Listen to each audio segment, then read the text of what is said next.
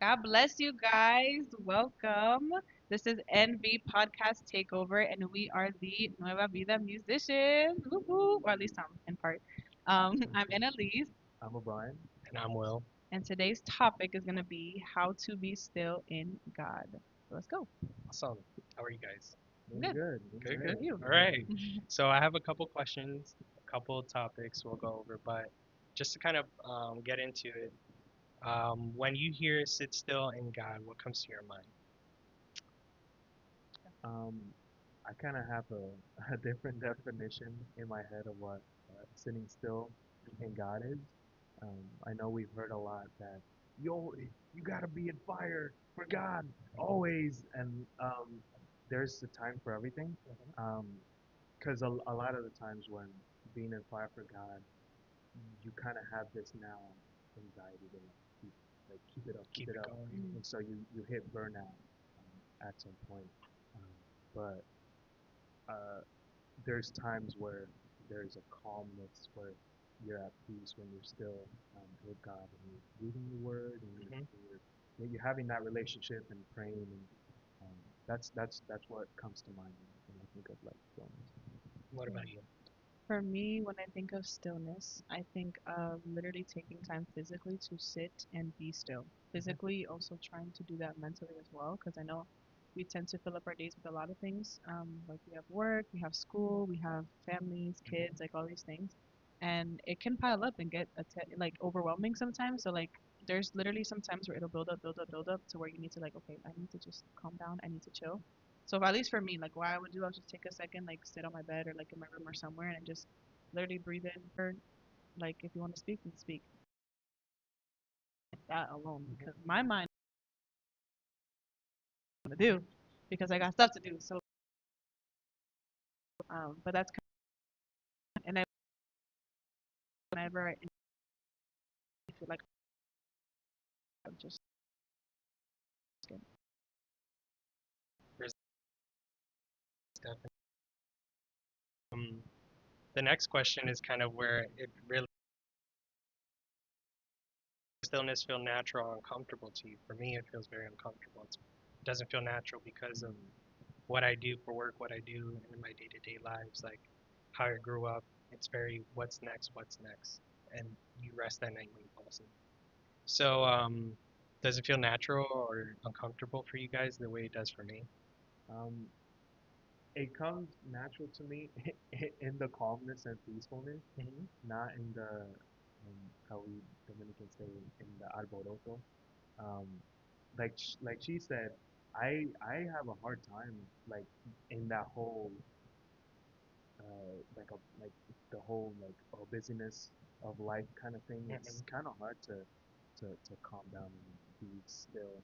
So in those ways, to me, it's uncomfortable and unnatural. But it's more natural when it's in those peaceful. Okay. What about for you? for me, I feel like maybe like a little bit of both. I would say for me, in the moments when I try to be still, I find myself um actually I'm gonna say no. I find myself not like wanting to sit through as long as I can to get to a state to where I want to be still. Like I find myself getting impatient a little bit. Hmm. I'm like, can I just get all of this anxiety, stress taken away like now in this moment, in this By instant? resolving what By you're doing, right? literally, Yeah. I'm like, but then God is like, no, like don't rush I guess don't rush it. Don't rush the stillness because that's the point. You need time for to sit in the stillness. You can't just receive stillness like a wish and then, you have it. It's like it doesn't work that way. You have to Hmm. sit with God. So I find myself that part is unnatural to me. Like, Hmm. like just in the waiting, like just being patient in stillness. Hmm. You know? I got you. I know, like, one thing that as I was putting all this together, I was showing this or talking about it with my wife, and she reminded me that on the wall here is what I was actually anchoring this entire conversation about, which is Psalm 46:10. So it's awesome that it's up there. But we'll read it real quick, and then we'll kind of talk into what it means. So Psalm 46:10. Be still and know that I am God. I will be exalted among the nations. I will be exalted in the earth. So with this text, very quick, very short, but I like to meditate on it a little bit and break it down so we can like really, get into it. What does it mean? So let's start with that first part. What does it mean to be still? What does that actually mean? So kind of like what Pastor Carlos does, throw in the dictionary and try to figure it out, right? Mm. So stillness means its definition is habitual silence or quiet. Taciturnity means not apt for conversation and lack of expression. So I like to throw this other definition out at you and see what you guys think. Freedom from noise, agitation, disturbance, or excitement, also calmness. What do you think that means? Sounds a little bit like what we were talking about earlier, right? That is actually the definition of quietness, not stillness. So it makes a lot of sense, at least for me, when I was putting all this together, why I don't know what stillness is because I've only ever practiced quietness. Mhm. So, like, one thing I throw out there is stillness is not quietness only. There is some quietness involved with stillness, but not entirely. You can be quiet and still be anxious. You can be silent but also striving. So that little dichotomy there, the dynamic. But ultimately, I went to the Bible to figure out what does the Bible call stillness. So I'm going to butcher this word. It's called brapa. Yeah, I think so. And the Hebrew word is tying this meaning to it, meaning to slacken, let down, or cease. So my first question for you, Annalise, is going to be, what do you find hardest to release to God? Mhm. So, so for me, I feel like what's been a little bit more difficult lately is the idea of um, letting go of what's next, like knowing me holding on to the I have to know what's next, like that I've had a hard time because for me, like even now that I've been told that I would always ask, what are we doing tomorrow? So what are we doing the day after that? Like I like to know what's next, like just so I can be prepared and like mentally like okay, I know what's gonna happen. But with God, it's not like that. With God, you have to. With some things, He'll like warn you and let you know in advance of, and there's other things that He will not, and He will literally, and that requires faith for you to trust in Him and like in His character and the truth that He will lead you into places that will not harm you, into plans that will not um, harm you, but to give you hope in the future to prosper you. So it's just that like the battle and the struggle between like the flesh and like what we know is true in the spirit is just letting go and truly like releasing and like letting God lead you. You think, in a sense, it's like the fear of the unknown, kind Yeah. of what's next? Oh yeah, yeah, yeah. I For feel, sure. I feel like for the most part, we all kind of struggle with that. I know I do. I know many others do. We try to like help each other out, but in reality, we're all, in a way, figuring out how to deal with it ourselves, like Mhm. calming that anxiety. Yeah. So one example of this that I saw that I thought was important to talk about was Psalm 40, verse 2. It talks about David, but we'll read it first and then kind of go into it. He drew me up from the pit of destruction, out of the miry bog, and set my feet upon a rock, making my steps secure. So when you listen to that verse and you break it down, he drew me up, meaning he pulled you out first, out of the miry bog, meaning an unsettling ground that you just kind of fall into, and making and setting my feet upon a rock, making my steps secure. So it's a pit of destruction, of mire and mud. You have no ability to free yourself, right? This is what David is expressing. He wasn't lazy, he wasn't passive, he didn't just like, oh, give up just cause. It was purely helplessness, and he was depending on God entirely. So he didn't climb out, he didn't draw himself out. God pulled him out, right? So my first question for you, Obi, Yeah. O'Brien, is have you ever been in a Maori bog season? And did you ever try to fix it yourself first before Um, God? yeah, actually, last year, um, I went through a really tough time. Like Go on. the first half of the Go first half on. of Keep the going. year. I was in a time where I wasn't financially or good, or I didn't know what to do or where to go. Um, at some point, um, cry. I almost went homeless, and I had a really tough time dealing with that because I was trying to kind of collect, like trying to grasp it to anything, um, to kind of hold on to and kind of, Mhm. in a sense, control. Um, it was at a time, it was one of the times where I was driving to work and then they called me and they said, we don't have anything for you. So I was like, okay. And during that like season, like when they would call you for your job, that was the only way you'd make money. That was Yeah, the only way yeah, you were able to that's bring income. And exactly. So so if they didn't have work for you, I was making no money. nothing. So I pulled up to the side of the road and I was like, God, well, what do I like? I was crying like, Yeah. for God, um, and it was a sense of like, hey, I don't know what I'm doing. I don't know where to go. Mhm. I can't do it. Like Mhm. I'm at wit's end. Like and and I was like it was at that point where I was like I surrendered Mhm. like Mhm. to you. I put it in. I can't. I can't do it. So like when you were like fully in it, you were like trying to piece it together yourself, Yeah. and you finally realized you couldn't, Mm-hmm. and you really needed God to do it. Mm-hmm. God should have been the first call, but it wasn't in your book, right? So it was Yeah. your. Because of my hubris.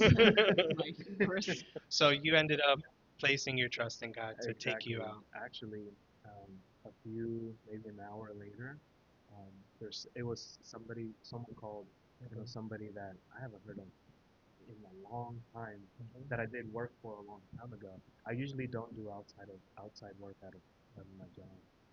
It's a trade, by the way, so that's how I could. Yeah. But they called me and they're like, "Hey, can you do this job for me?" And I was like, "Oh, really?"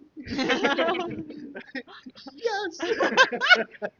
Yes. The God provided, right? Yeah, and I was like, I hung up. I was like, oh my God, God, thank you. So he So, he provided for you, huh? oh man, that was so awesome. So God, you place your trust in Him, and then Yeah, He gave you a way of showing you like you can trust me, yeah, Mm. and providing for you in it's that. Mhm. amazing how sometimes he works so quick, Yeah, and the response is yeah, like, yeah. oh, Like, whoa. So that kind of leads me to the next like part of this like verse is stillness is directly tied to trust. Do you guys agree? Yeah. yeah. Yeah. Okay, so like So, so far you're so seeing how it's tied, right? Mhm. interesting enough, I was thinking about this when you said about the rock and Mhm. standing on it. Um, you know that song like a firm foundation. Mhm. Yeah. That, so if and I guess it's a rhetorical question. Like, wouldn't chaos be like if you have God as your foundation, as your foot stand, as your stillness, and then the chaos right above it? um, wouldn't that be like you're able to deal with that chaos because you have the still would that be stillness basically because you're planted in God, and so anything that's happening, that anxiety, um, would you you'd be good because God has you. Mhm. You It's it's funny. I saw this video of giraffes Okay. in a storm, Yeah. and you never think about it, but they're these like giant creatures as tall as They got trees. nowhere to go. They have nowhere to go, and they're just standing there, Yeah. right? So kind of similar to giraffes in this way, they're standing in the storm completely unfazed, Mm, but their feet are on firm foundation. And no matter how much the wind blows and the rain gets on them, it doesn't matter I'll sing the song because right now. they are completely unbothered, Yeah. mm, and they look as if it doesn't do anything to them anyway. They mm-hmm. just keep moving or just Yeah. stand Yeah. there. Right? So it's funny because we talk about giraffes, Yeah. but it's a way of God showing you like even in nature how I Mm. designed it. I Mm, can give you images. I could give you examples for you to see what it's like to go through this with me mm, spiritually. So getting back to the trust thing, right? Yeah. Do you think, you know, when you think of like Job, for instance, Ooh. it's a tough one, right? Whoa. So when you think of Job, it's a big topic. We're not gonna have a bunch of time to jump into Job, but when you think about it, do you understand what's happening in that story with Job and God and the enemy? Do you understand like how that dynamic works? Yeah, it's more of like mm, Joe gets everything kind of stripped away from him, Hmm. and then he actually stands pretty firm in the beginning, um, but during the end, when he's like stripped of everything, he starts questioning Hmm. God. He's like, God, why, dude? And the last bit, dude, God speaks. So direct. Oh my gosh, you don't know, you know what I Yeah. made, and stuff like that. Did like he's talking about his majesty, his Hmm. omnipotence, his everything. Perfect. Okay, Yeah. let's hold it right there. Okay. So, do you notice that even the enemy had to ask for permission? Mhm. The enemy couldn't just go and pull and do what he Mhm. decided, right? Yeah. He had to ask for permission first. Mhm. So, why do I talk about that? I talk about it because when we understand God is in control, when we understand God has that authority, Mhm. there's a level of trust that goes into God, right? What are we trusting? We're trusting His authority, right? We're trusting His say so, Mhm. His will, right? Mhm. Okay, so nothing's random, nothing surprises God, right? Yeah. Nothing escapes His authority, right? He chooses again. I'm sorry. Again. I'm That's sorry. crazy. Okay, all right, O'Brien, we're gonna finish. Nothing escapes His authority, but just because he can doesn't mean he will exercise his control. Just because he can Mhm. exercise his control in a situation doesn't mean he will Mm. if he decides to or not. So ultimately, what we're placing our trust in is that decision making in God. Yeah. So this is a question really for the both of you, but I would like to see when you hear that, when you hear about God's control and how he can and cannot handle things, or not cannot, but can or will not handle certain things. Mm. Does that comfort you or does that intimidate you? That comforts me, Okay, but I can see how in other people it can. So it dude, comforts. I tremble. Yeah. Yeah. I tremble. Yeah, That yeah, yeah. that comforts Mhm. me in a way because I know God is all good. Mhm. Mhm. There is no bad in Him. Yeah. So He knows.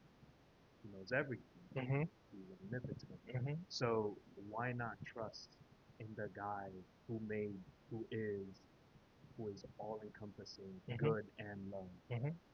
Why would He ever um, bring something on me that He knows wouldn't be For fruitful? your good, Mhm. Exactly. right?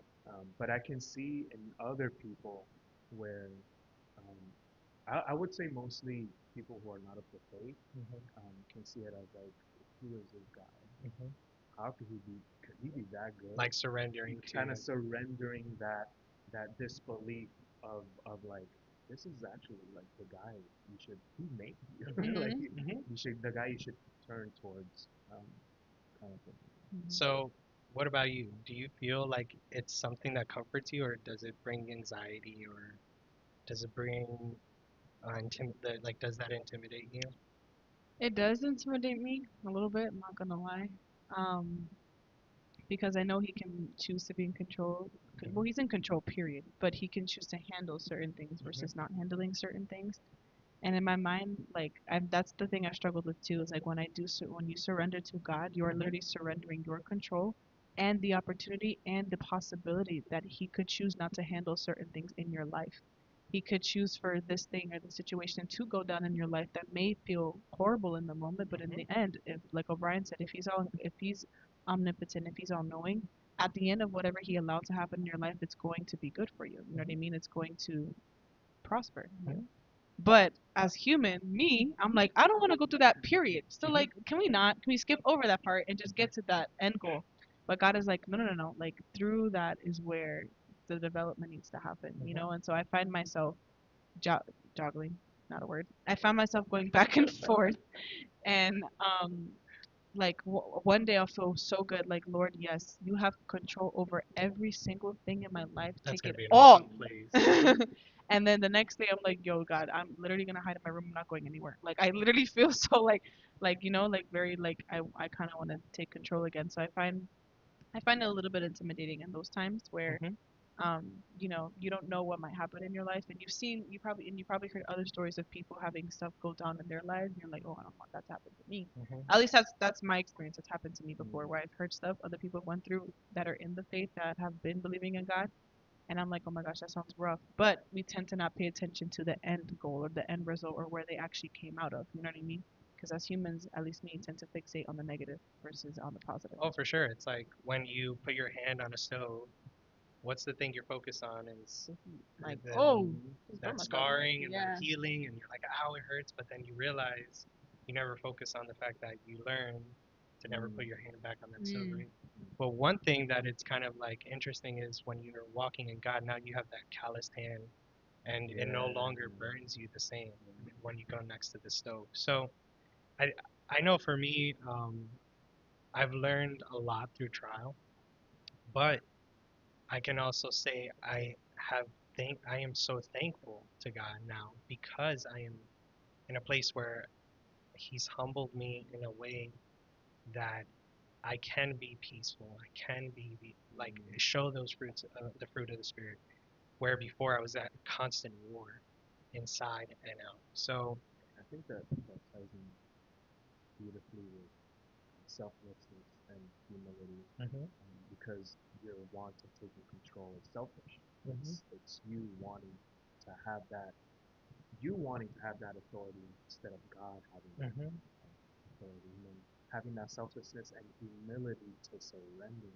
hmm to God. And that, it's a good dynamic to have, mm, but it takes shifting in your mind that mm, the Holy Spirit can only give you mm, for you to understand that pain isn't always going to happen with suffering. Suffering is a thing that is going to give you those like nuggets that you need for the road to come. Mhm. mm, So let's jump into the next section, which is why is stillness so hard? So we've been talking about what is stillness, how do we understand the biblical picture of what it looks like, how it is trust and God's sovereignty, how does it work into this? We're getting there. It's all building up. All right. So stillness requires surrender of control. We've Mhm. understood that so far. Mhm. Release of the outcome. We can't determine what the outcome is, and trust in timing. Right. But anxiety is a desire to control what only God can control. So we use that word a lot, but the reason why you're feeling this feeling is because you're saying, I want to control something out of my control, mm. right? So this kind of brings me to my next point for you, Annalise. Where does anxiety show up most in your generation? Um, I think one thing that popped in my head, the anxiety that shows up the most is probably the desire and the need to know every single thing. hmm Um, I find some people too that even about God, like non-believers, will question and be like, "Well, why is God this? Why God is so that?" Like they need to know everything before taking a step, before moving forward. When in reality, like faith pleases God. It says that in the Word of God. Obviously, they might not know that because they don't believe in God just yet. But even with in the secular world too, like just the need to like want to know every single detail before you take a step, you know, like before you go to this job or before you go somewhere else, or before you're friends with this one person, like I don't know, like you like they have this need to like want to know everything first before hmm taking that step or that leap of faith, because oh, some people's logic is, oh, I don't believe in faith, faith is not a thing, you know, you got to move by logic and the facts. And it's like, okay, but like what if those facts are not presented to you at the moment? What are you going to do then? Are you going to say no to everything just because you don't know everything yet? There are going to be some things you're not going to have figured out. And I think that's the point, is to, for those like us who believe in God, is to trust in Him with that part. You know, we do what we can with what we know, but then the parts that we don't know, that's where God takes over and is like, bro, I got it. Hey, full circle. Hey, Full full circle. circle. When you were saying earlier, fear of the unknown, right? Mhm. And now here you get your own answer, right?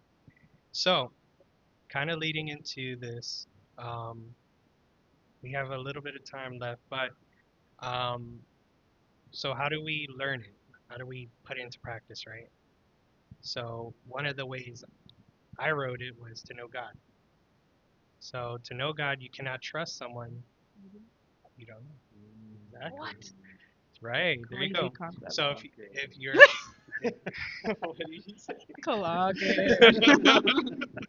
So if you're struggling to trust him, there's likely a gap in knowing. Yeah, yeah. If there's not, there's something else we can troubleshoot. But Mm. so you need to have confidence in what things. What Mhm. what things would you say matter to say you know him? Like what things do you have to have confidence in? I have an interesting related to that question, Hmm. or I guess statement. Okay. Um, since we know ourselves the most, would you think that's the reason we rely on ourselves usually instead of God when we don't when we We don't know we know the outcome of ourselves the most. But God? even that, Mm. I would say you don't know because Yeah, then yeah. you would know to not end up in the Yeah, same yeah, yeah. situations It's over true. and You over, keep doing right? the same thing. Yeah. But I would say we know ourselves more than we know God, and we know ourselves very little. Yeah. So that's the scary part. Well, Bible says not to follow our hearts Mhm. because our hearts can be deceitful. Exactly. And so when we follow when we follow ourselves and our Uh-huh. hearts, it leads us to where we don't need to. That be. miry bog. Yeah. Boom. Exactly. So, what are some areas that you think confidence can grow in God? Like, how do you know Him? So one thing I wrote was knowing His attributes. Mhm. He's, full of glory. He's powerful, all-knowing, right? I said remembering His faithfulness. He died for us, our sins. He's never left us. The same God He was for Abraham is the same God He is today. Mhm. And seeing patterns in Scripture. So when you read Scripture, you see those same patterns because He's not changing. He's the same God. So how He reacts for a certain situation in the Bible can be a very similar way He reacts to you if it applies to you. Mhm. So next question for you, Annalise. What does be still and know that I am God look like practically for you this week? So remember, we're still on this verse. We haven't fully wrapped up yet, Yeah. but we're just talking about that first part. Be still and know that I am God. What does that look like for you this week? I think like what you were saying before about knowing who a person is before you trust them. It's like it's kind of hard to know God before. It's kind of hard to trust God without knowing Him Hmm. 100%. So I feel like what being still and knowing that who God is for me is spending time with Him. Because the more you do spend time with Him, the more you do know who He is, and the more you can fully trust and let go and surrender in that way. Hmm. Um, because I'll tell myself too is like the reason why you're probably feeling uneasy right now about moving forward and going about your day is because you haven't probably spent time with God. You haven't really stayed connected or haven't really truly sit still with Him and spend time with Him. You know what I mean? Because I find myself in the times where I do spend my time with Him, like in the morning or the nighttime, whatever, and I'm unintentional about it. I find that the rest of my day feels much more at ease and much more like ordered. You know what I Hmm. mean? Like I feel better about my day than I do if I don't take time to spend time with God and I kind of do things in my own strength and I try to do things and I feel like my brain is scattered.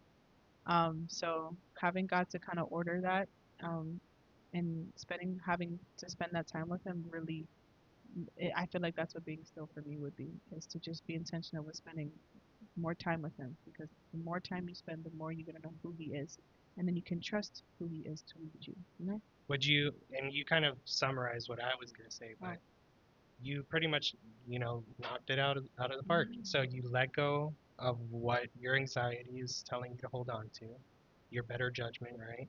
And you trust His judgment. You trust that His judgment is ultimate. It is the one that is going to get you to the place that you need to be. And it's made easier when you have more opportunities to know who He is Hmm. by reading His Word, right? Yeah. So, one thing that I've learned and this is kind of like going back into it. Um, Reading the verse again, be still. So letting go of your control, letting go of your better judgment, and know that I am God. You need to know Him, Yeah. and you need to trust Him. I will be exalted among the nations. That means He's telling you, I will be exalted. I will be praised and known and lead the nations. I will be exalted in the earth. Mm. That means all creation now, not just the nations that man create. So he's telling you, I'm in control, but you need to be still and trust me, right? So I struggled with this for many years, and my weeks look crazy now because I'm in worship, I'm teaching, I work full-time job, full-time dad, full-time husband, the whole thing. And sometimes my weeks are so busy that I don't even know if I have enough time for sleep. Mm. And then I just say, you know what? In the past, I would say, you know what? Like, I'm going to cancel this. I'm going to cancel this. I can't meet this obligation because I'm not going to have enough time for family or I'm not going to have time for rest or whatever it may look like for me that week. And God has worked in my heart to say, no, you don't cancel those things. And you go follow through and be a faithful servant on my end, right? I got to break that sense of control in my heart, and that's the way I need to do it, is to follow through. For me, this applies to only me. Yeah. If someone else is similar, it applies to you too. Mhm. But finally, God broke that in me, and I finally put my trust in Him. And then naturally, throughout the weeks, all of a sudden, this obligation falls through. Not because I said I wasn't going to be there, because the other person couldn't be there. But I was willing to show up. And then this one, and then this one. And all of a sudden, I have 3 days of nothing going on, Yeah. and I can rest, and I can spend time with family. I got friends over, and that's why it's been so beautiful because I place my trust in Him, and He's in control of my entire schedule. So I say I'm going to do these things, and I will show up. But if I don't show up, it's not because of me. So I just like to give you that encouragement Mm. to trust the God you serve in that manner. Because when you do, you're going to see Him work in ways you've never seen Him work before. He's going to show you, look, that wasn't important. Look, this is why it was important for you to show up, right? Look, this is why it was important for you to trust me. You ministered to this person. And then next thing you know, it just like a wheel continues going, and you just get to be still and seeing all that He's doing to all these people and in your life. Mm. He doesn't forget you. He just wants you to be obedient. So both are true. So that's pretty much it for me. If you guys have any parting words, I just like to leave you with, remember, David is in David's story, God is the rock. Mhm. Jesus was the rock that David's feet were set upon, that God pulled him out of. There are many Psalms that tells you to make your steps firm in Him. There are many passages that tell you to safeguard your steps and of His faithful ones. Like He does these things, He makes your steps firm. But just to be encouraged and never stop looking forward to trusting God Mm. and how He can take full control of your schedule. He is good, He's in control, He's purposeful, He's intentional, He's got your back, but He also wants you to have His kingdom's back as well. So that's it. Mm. Boom. I like that. Yeah. Yeah. Fire. Thank you for watching.